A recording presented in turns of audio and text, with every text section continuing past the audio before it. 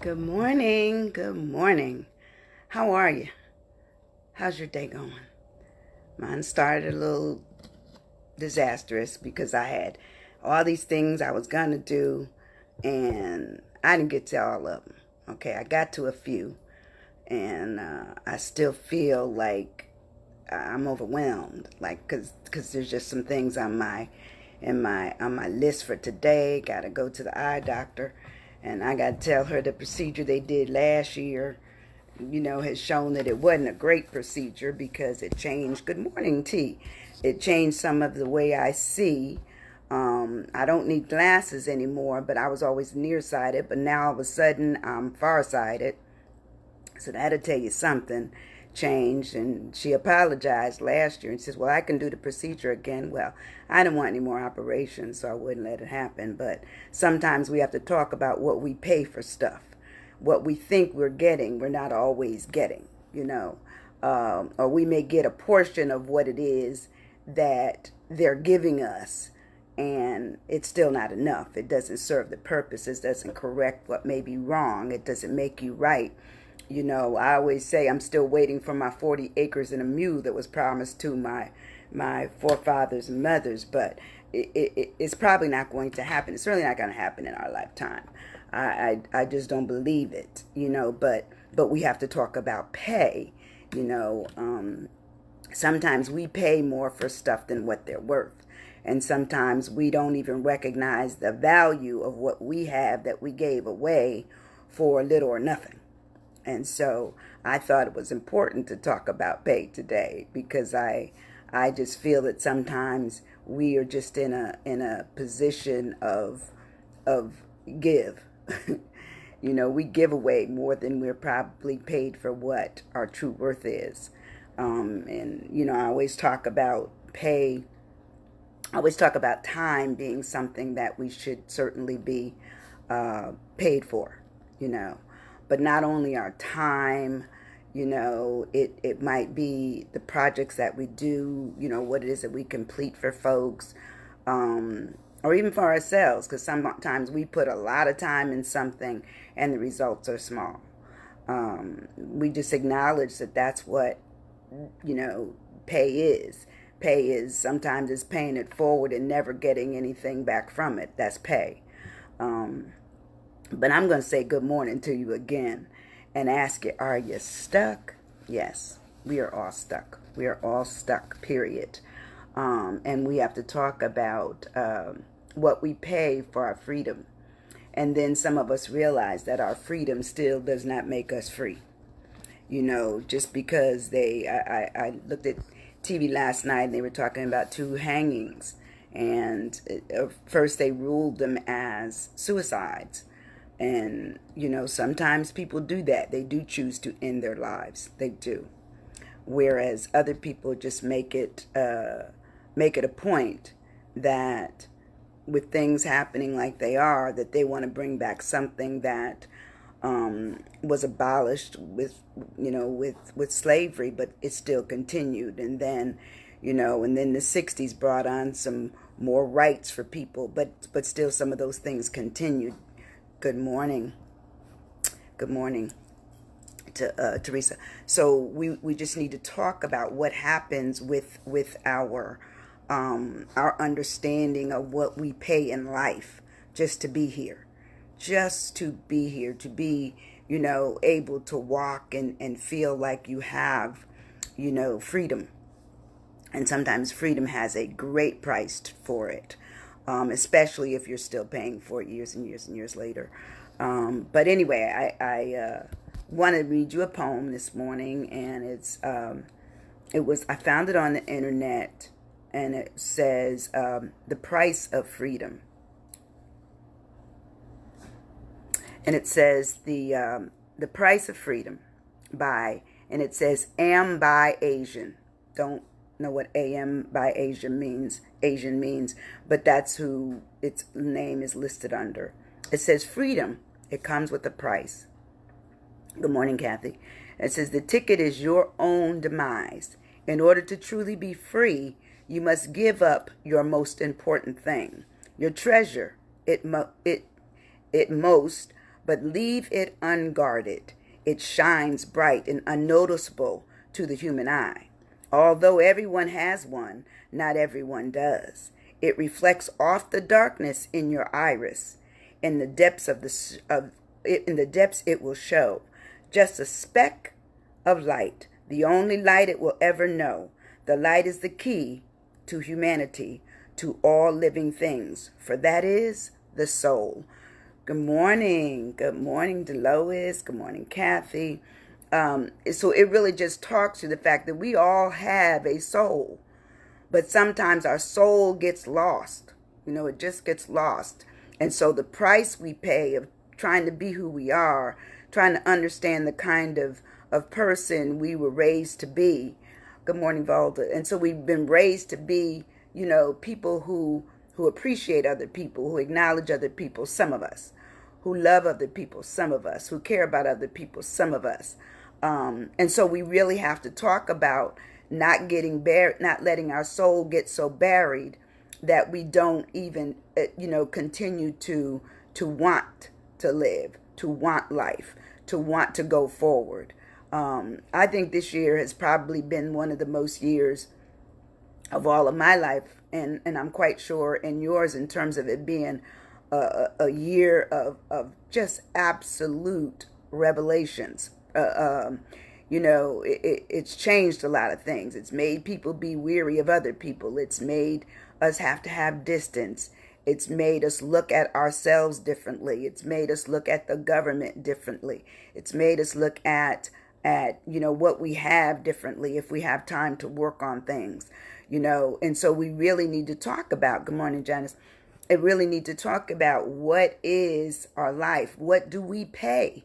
What do we pay to stay here? What do we pay? And it's not just monetary stuff. It's our time. It's our talent.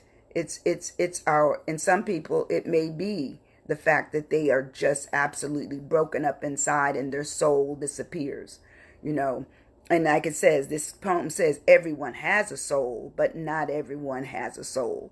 Meaning that the people that may hurt you, good morning, OJ, the people that may hurt you, they may not have a soul. They may not be in touch with the understanding of humanity, the kindness, the love. So I just think about, wow, we would love our lives to be ones that we can live freely, ones that really talk about, we acknowledge others. We know you might be different, but we're not taking your life away, or we're not taking your freedom away, or your ability to move anywhere you want to move and say what you want to say according to what the rights in America say, or any other country, what it says that we can do. But we just understand that that's, sometimes you have to just get down to what really, really happens. And so when we talk about pay, it really talks about the monetary aspect of pay. It says, pay is money that is due you for work done. Good morning, Triple L. And it says it's for goods received or debt incurred. And it says your pay is also, it says, could be a suffer, such as a loss or a misfortune as a consequence of an action. That's what I'm talking about. When someone does something to you, even though you didn't know you did something wrong, but somebody else sees it as being wrong. Their pay may be to hurt you. Their pay may be to defame you. Their pay may be to not give you the money you're due. That may be their pay. So it really talks about the pay. You have to understand that it's pay. It's just not just monetary. Our pay may be what we get from what we do, our actions, what we get from what we say, our action. That really talks about how pay can really deal with us differently.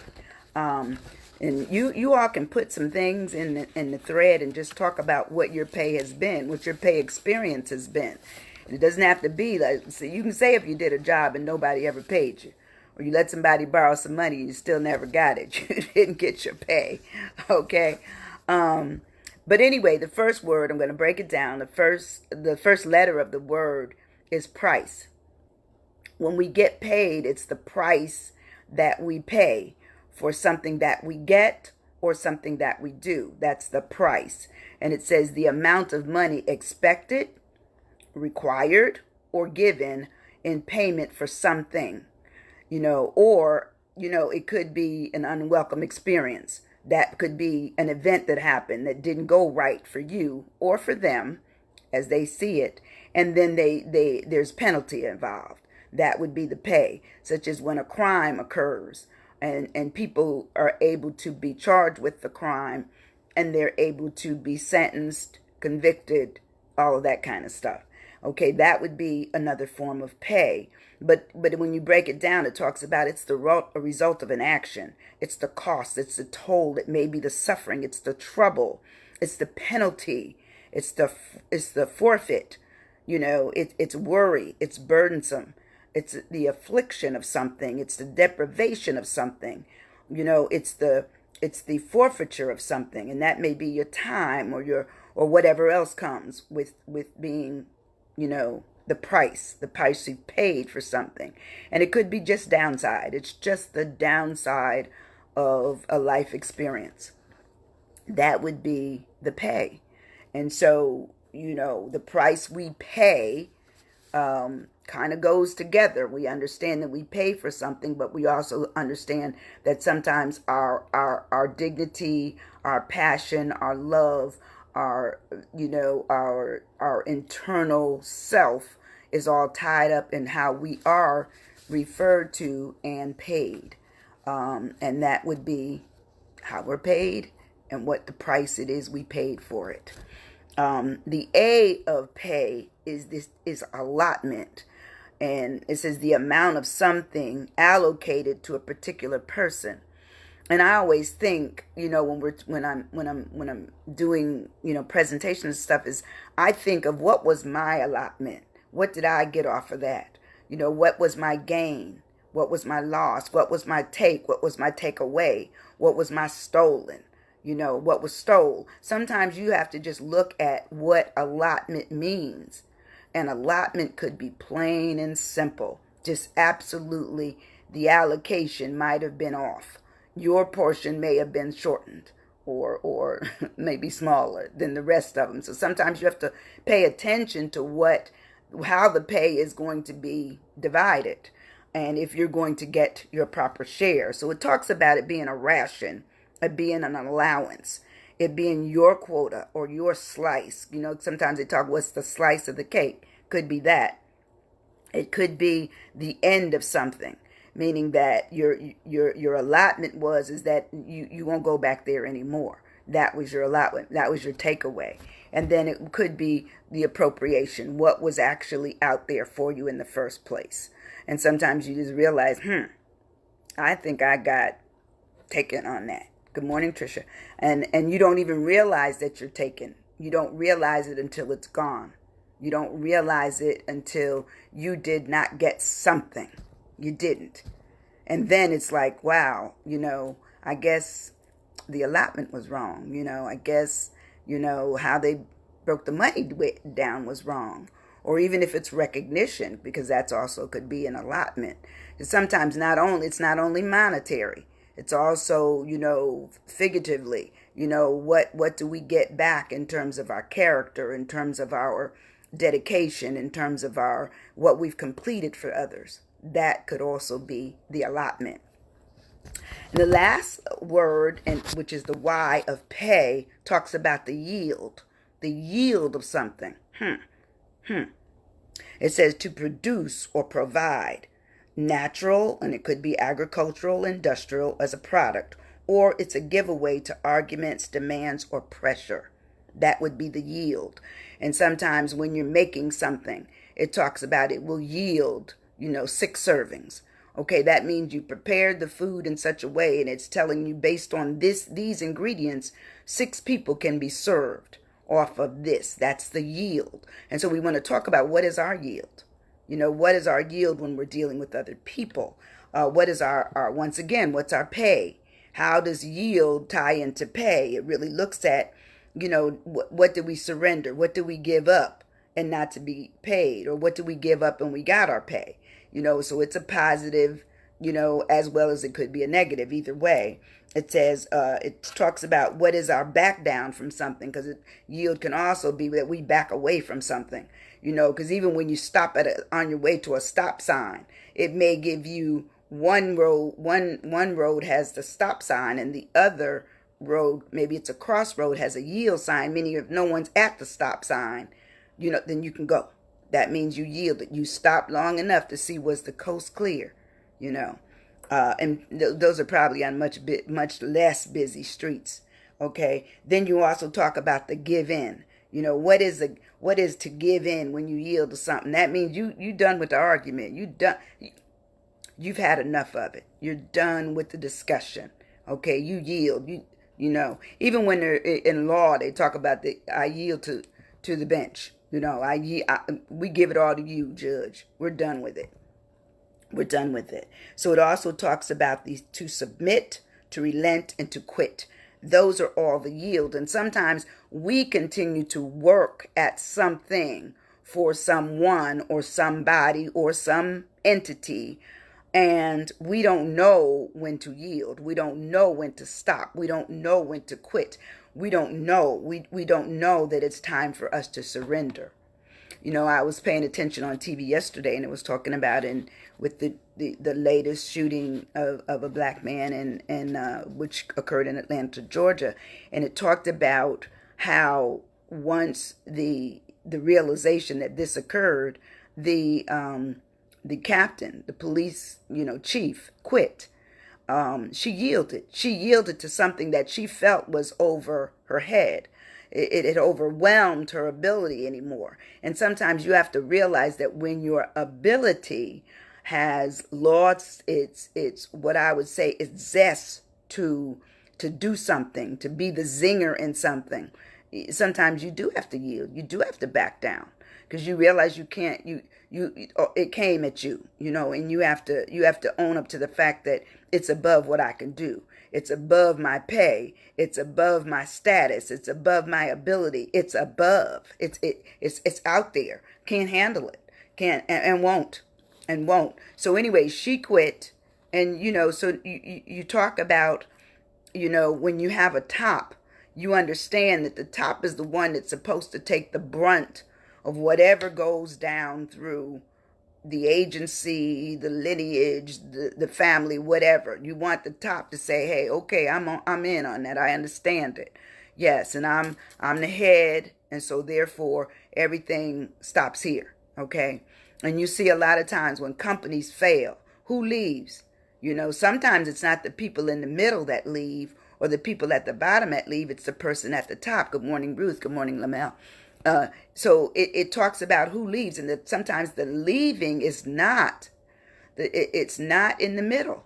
It's really at the top, because sometimes the top has to say, look, it's above me. I let it get out of hand, or I was a part of it. And so therefore I'm going to leave with my severance pay of, $50 million, and I'm going to the house. Okay. I'm done with it. They yielded. They drew back off of it. They were done with it. And sometimes we don't realize that we need to be done with stuff, even though we're not being paid $50 million.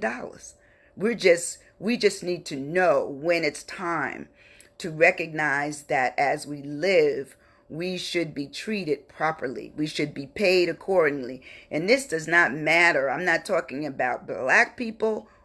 I'm talking about all people. I'm not talking about white people. I'm talking about all people. I'm thinking that to get paid for what you do, to get paid for what you say, to understand that you're in the business of trying to live and live a good life. Live a good life. Why should others have a life that they don't recognize your life? And so, but they need your services. They need your skills. And so sometimes we never are invited to the planning stage. And so people always ask me, well, Sandy, why do you join I'm a firm believer, and my mother always used to say it, as well as my grandmother. Go on back out there, find out what's going on. Find out. If you're in here in the house, You don't know what's going on. If all you're listening to is two people, but yet and still there's a whole world to listen to, you need to open up your ears to more of the world, to understand that, the world is not made of two or three people, even though sometimes that's where we get our news. And I always do this funny, and I had a sister, and my mother and my sister, they always had this weird relationship. And I think it's because my mom might have only been maybe, I don't know, 14, 15 years older than my sister. They were much, obviously, older than me. And I always used to watch their relationship. And the relationship was one of, I know, and then the other one was I know more, and then the other one was I know more than that. So that's how their relationship always went. And my mother would always say to my sister, she said, I don't know how you could know all that's going on in the world from this block you live in, because that's all you see. You don't go anywhere, you don't do anything. And sometimes we have to realize that we have to open ourselves up to wanting to know more in order to be more informed. And sometimes we don't do it. And therefore, when we're more informed, we also know more about how we should be paid. Good morning, Miss Rosie. We should know more about how we should be paid, and how and what our price is for what it is that we do, and what our allotment is of what it is that we carry out. Especially if it's all surrounding the work that we're doing. And sometimes we never get around to that. We never do. And have you known people, or are you a person like that, who has stayed in the same job with the same pay, with the small increment of, what they call cost of living? And sometimes cost of living, if your cost of living was always on a lower scale, then how do you ever get to the real cost of living of what it costs to live? How do you get there? Especially if you started out making $8.58 an hour. I don't even know what it is. Is it $8.68? And then other people are making $16, $25, $35 an hour. Their cost of living to be, I guess, whole is much different. So their pay is different, even though, I have this theory that a lot of times the work and the leadership is in the middle. Okay. And so sometimes you never are properly paid according to the way you should be paid. And so we have to really look at our pay. Look at what's the price? What's the price we pay? Do we stay someplace and we never get, and they stopped giving them away anyway. They used to give the key to the boardroom, or a golden key, or, a special award of $5,000, all those kind of things. Well, they don't do that anymore, because now what I used to train on talked about when you do a projection and you look at outside at the career fields, and, and the way business has gone to what I call a modern model of workers. And so they will hire part-time, and they will go all the way up to what part-time can be paid. It may be, and I remember it used to be for us 32 hours. So they went up to 32 hours, okay? But they never got to the 40 hours. So therefore the 40 hours would qualify the persons for other things, such as cost of living. They would get that. They would also get, medical insurance, dental insurance, all those insurances. Well, now they realize that they don't want to pay any of those. Why? Because those things have gone up exorbitantly. So what they do is they hire a lot of part-time people. Well, guess what? If you hire 2 part-time people, what you got going on? A full-time job, full-time work. But it's all under the auspices of being part-time of a company. That's how they work. That's how they work. That's how they look at you. So you always have to look at what are you being paid, who are you being paid for, and if you really need to look at forming your own business. And business is tough, let's face it. I think most businesses that were, making it, and some of them were just barely making it before pandemic, has found it to be extremely tough, to the point that their pay isn't coming in because the world is turned, it's twisted, and people stop buying, and especially in the restaurant, the hospitality, those kinds of businesses, they took a big hit. They took a big hit. And so, you just have to talk about anything that had close contact, even the barbers and the hairdressers. My daughter's a hairdresser, and so, I understand where she's at. I understand that. Even with people, even when things are open, will people come back? You have to ask yourself, or how often will they come, or will they come enough that doesn't interfere with what the requirements are to be at 50% capacity and no more than 10 in a room at a time, and will they wear masks? And so, you have to talk about the pay and the price you pay. The price you pay for just trying to live day to day to day. It's tough. It's tough. So anyway, that's my lesson today. My lesson was on pay. What are you getting? What is your pay?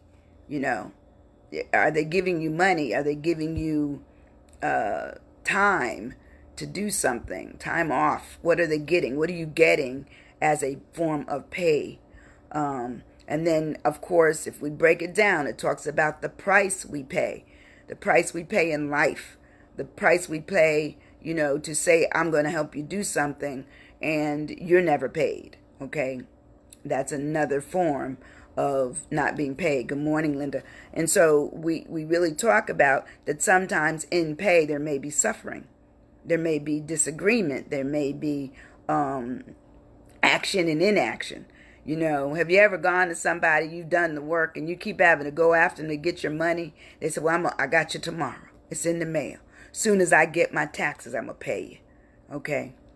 That's a tough thing, And I'm a firm believer that when you do work for me, you're going to get paid, because I've been treated like that before, and I don't like it. Good morning, Lavinda. I don't like it. I don't like not to be paid, not to recognize that what I gave you, you needed, you used, you wanted, and on the flip side of that, I didn't get paid. I feel bad. I'm on the phone, I'm on the texting, I'm on the email, and no response. That's the result of sometime our treatment of how they feel your services were more worthy than the pay you never got, or the pay you got, piecemeal. Like every time my mother always said it, when you give somebody something, even if it's a loan, indicate it that it's a loan. But if they come to you and they need it, and you got it to give, and you want to do it, understand that you may never get it back. And be comfortable with it. Be comfortable with it, because if they came to you because of the need, then they may also come back and tell you, I still need. I don't have it. I need more. So sometimes you have to understand what's in the balance. The price in that case may be, if it's a friendship, that could be in the balance. The trust issue may be in the balance. The yield issue, hey, we need to talk about something else. We can't talk about that because that's still a sore spot, and sometimes you just own up to the fact that you're never going to be paid, and you're never going to receive your pay, and be okay with it. Be okay with it, if that's what you want to do. Otherwise, just yield to the point where you quit being friends, or you quit being acquainted with them. Would they say you block them on Facebook, whatever it is. But then you talk about your allotment. What are you getting out of other people? What? If you're giving up everything and you never get your own share as to what you're hoping to get. Because I even feel that relationships, if you have a really good relationship, when you're down, they're up, they can pick you up. When they're down, you're up, you can pick them up. That's the way it is. That's a good friendship. It's a solid friendship. And it also talks about the allotment is even. And the pay is good because you're still good friends. You still support. Because to me, pay is support. Because if you're being paid properly, you can pay your bills. If you're being paid properly, you can be happy. You're paid properly, you can be content, and you don't have to worry about, hey, I don't know how I'm going to get this done. I don't know how I'm going to pay this bill or whatever it is. So you have to talk about the allotment being what is your slice, what is your appropriation. Of course, the allotment could also sever and talk what they call ending. And then there's the yield, understanding that the yield just does what it's supposed to do. It says, hey, provide, by what is being produced, and it can be agriculturally, it can be industrially as a product or something, or it can be arguments, demands, or pressure. Sometimes pressure makes us want to yield from dealing with folks or with a project. It's too much going on. Too much going on. I can't handle it. Have to find something else to do. And so it talks about that you surrender. You got your little thing up. Good morning, Rhonda, my niece. So you really talk about, I give way to it. I don't want to do it anymore. I've had enough, and you quit. Sometimes that's the biggest pay of all. Is the fact that when you quit, then you stop seeking what you're never going to be acknowledged for. You're never going to receive your proper pay. You're never going to be put in a place of what I say, recognition, kindness, love, understanding. You're not going there. They're not going there with you or assisting you to get to that place. And so you have to say, I quit that. I'm done with that. And I'm quite sure there's been many a relationship that needed to quit. They needed to be over and done with. They did. And then, of course, our price we pay just brings us to our questions of the day. And the questions are all about our pay. And it says, what does your pay look like? And I mean, I'm not just talking about the financial pay. What are the other things that that you're being paid for? In friendships and love and whatever. Those of you who have great husbands, great wives, that's pay. I mean, that to me, that's heavenly pay. Because somebody gave you somebody to be down here with, to working through things and having a friend. And then there's the friendship. That could be a pay, and of course, money is pay. Of course it is, And sometimes we forget all the things we should be paid for. That's why I say write them down. I hope you have a pen and paper. And I hope you share this video. The P of pay, it talks about the price. So, what price have you paid or willing to work or willing to pay to do your work, to give your time, to give your life? Because some people are absolute dedicated to doing what they do, period. They love it. They absolutely love it. And sometimes the pay is minimal in terms of dollar amount, but their pay is that it treats their heart well, treats their mind well, and they see progress. They see something going on there for them. That's their stir. That's their glue that just makes them rise every day to be happy because they love it. So do you have anything that doesn't necessarily involve money that really is, the price you see? Or if you've done something that you see that the price you paid was too high, you hung out with somebody when you were young and it ended up with a result of a felony charge that you really didn't earn, but you were associated with, those things happen. That's a price. That is a price. The next thing is that the question is, what is your allotment in your time, your pay, in your life? Your allotment. If you were to break down, things, how would you look at your life? How would you look at the pay? And how would you look at your time in terms of your allotment? Are you even? Do you try to make sure that you spend time with that, pay attention to that, and of course you live your life well? Sometimes it's hard because sometimes our allotment may swell because of things like the pandemic, like people who maybe weren't used to being by themselves. And all of a sudden, people can't travel here and there. Now, I know they've relaxed some of those. Y'all pay attention to the fact that You know, COVID-19 has not left us, it's still around and going out. I'm going to keep giving this announcement until it doesn't require me to do so. But for myself, I just see that the numbers keep rising. They keep rising, and they thought that he was going to take it out, and it hasn't. It hasn't. They're trying to explain it away that more testing is being done, and the doctors are saying that's not true. That's not true. Because the death toll is also rising. So it's not just the case numbers are rising, but the death toll is rising. So once again, we have to talk about our allotment in life. We have to pay attention to taking care of ourselves and really saying, are we doing the right thing by ourselves? And sometimes we don't. We just don't.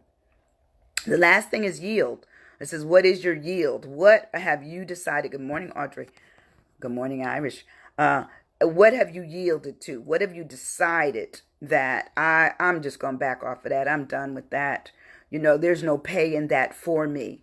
Monetarily, psychologically, physically, there's nothing there. You know, there's nothing there. So I need to yield. I need to back off of it, you know. And sometimes we don't ever quit because many of us that live on this earth are not quitters. And because we're not quitters, we go back out there and get our same dose or the next dose of sock it to me, boom, in the head again. Okay. I don't deserve it, but I'm going to take it because I'm still getting my pay. And sometimes the pay isn't worth it. So you have to talk about when is it time to yield? When is it time to back off of what, you know, pay can mean for you? And sometimes we never get there. We never do. We go back and we're routine. Many of us are habitual workers. We're habitual doers. And we're habitual doers of the same thing. So if the work is always the same, the people are always the same, we're always monetarily paid the same, then we yield to the same every single day. So if you're looking at what can I change, what would you change? That would be a question. What would you change going forward? What can you slow down on? What can you stop totally giving your attention to? Giving your hard-earned time to? Giving your work ethic and also the projects to? What can you do? Don't know. Write it down. So when I ask the question, are you stuck? If we really pay attention to what it is that we've given up control on, we would realize that, yes, periodically we all get stuck. We all do. And a lot of times it's stuck on people, it's stuck on places, it's stuck on positions, it's stuck on power. Not your power, other folks' power. The power over us, the power over you, the power over me. And so I'm constantly looking at, you know, what's next for me? How can I change something that went wrong yesterday or I questioned yesterday? Because sometimes we don't realize things are wrong until we question it. So I'm telling you, put some questions on yourself. Why? This is the best time to do it. You know, and I don't know if everyone's back in their office working, but if you're still at your house, you know, take 10 minutes. Steal 10 minutes. Write some things down. I guarantee if you write them down, you'll look at them again and they'll generate some more information for you to write some more down. And then you read them again, it'll write some more down. And eventually, not only will you have a book, you know, you'll have a story to tell. Because we never connect the dots. If we connect the dots, not only is our story good, our stories are worthy, and we all have a story. We all have an opinion. But if we've allowed our lives to always be one of, I'll work for this pay, I'm not really full inside, so I'm not being fed by it, so I'm not being paid that way. But, you know, it pays the bills. And I say, don't quit the one that pays the bills, but find out something else that will pay you better. Find out what it is. Where could it be? You know, use the multiple intelligences information I provided. And I'll provide it again because it's really good. It talks about other things that you don't even realize that you may have talent in because you never investigated it. So if we constantly live on what I call the premise of what I always do, then you'll never get to what I can do because I've tried something new. You'll never get there. You have to try it. You have to try it. But I want you to have a wonderful day. I want you to figure out what your pay is, what your price is, what your allotment is, and what you will yield to. Understand that the pay is yours. You deserve it. And if you don't demand it, then other people will not give it to you. If you don't demand it, if you don't acknowledge that you deserve more, then other people will pay you just what they think you believe your worth and you believe you will settle for, because you continue to do it every single day. So I certainly want you to have a wonderful day. I hope you'll come back again tomorrow.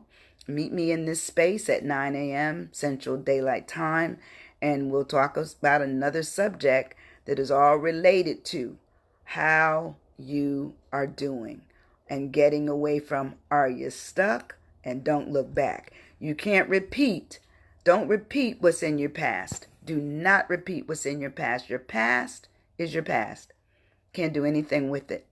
I mean, and I always talk about this whole concept came to me years ago under the premise of LOT, which is launching opportunities in transition. That means you're thinking. That means you're writing. That means you're doing something for you. For you, nobody else. And I know it's time for us to be kumbaya-ish and come together on one accord. That's wonderful. But while you are in this pandemic state, figure out what has worked for you in the past and you can continue to do it.